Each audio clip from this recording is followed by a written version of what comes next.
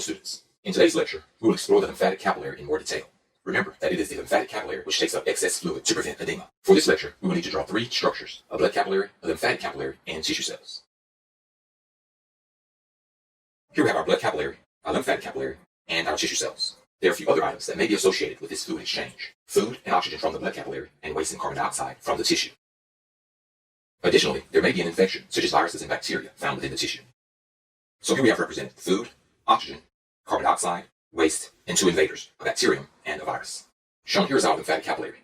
The walls of lymphatic capillaries can collapse very easily. Shown here are anchoring filaments. These anchoring filaments are present to hold the endothelial cells in place. So here we have a blood capillary with red blood cells, blood plasma, food, oxygen, a lymphatic capillary with its endothelial cells, anchoring filaments, a bacterium, a virus, waste, and carbon dioxide. And we also have the tissue out here, and these tissue cells are represented here. Let's label all of these components.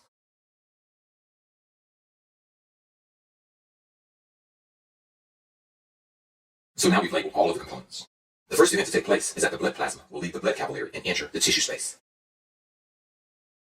Here we see that the blood plasma has left the blood capillary and has entered the tissue space to become tissue fluid. Tissue fluid is also known as extracellular fluid or interstitial fluid. Along with the blood plasma, the food and oxygen have also left the capillary and entered the cells. So we have here oxygen within the cell and food within a cell. Let's annotate these events. So here we have our tissue fluid, also known as extracellular fluid or interstitial fluid. We see here that the blood plasma leaves the blood capillary to enter the tissue space, becoming tissue fluid. Along with the blood plasma, the food and the oxygen have also left the blood capillary and entered the cells. You can see that here. The next event to take place is that the tissue fluid must re-enter the blood capillary, carrying away carbon dioxide and the waste from the tissue. Shown here, most of the tissue fluid has re-entered the blood capillary, carrying away carbon dioxide and waste. However, approximately 15% of the tissue fluid remains in the tissue, and we see that here. As we can see, the oxygen and the food remain in the tissue cells. Let's annotate these events. 85% of the tissue fluid returns to the blood capillaries. 15% of the tissue fluid remains in the tissue. The next thing that we need to do is to remove this 15% from the tissue and move it into the lymphatic capillary. However, before this happens, an opening must be created between these endothelial cells to allow the tissue fluid to enter the capillary. Here we see the opening between the endothelial cells. The tissue fluid can now enter the lymphatic capillary. If this step is not performed, the result would be edema, excess accumulation of tissue fluid within the tissues. Also, however, harmful microbes can also enter the lymphatic vessels through this route. Let's annotate these events. Here we see that the tissue fluid will now be able to enter the lymphatic capillary through here, along with some microbes. And shown here is the opening between the endothelial cells. Let's move this remaining tissue fluid into the lymphatic capillary.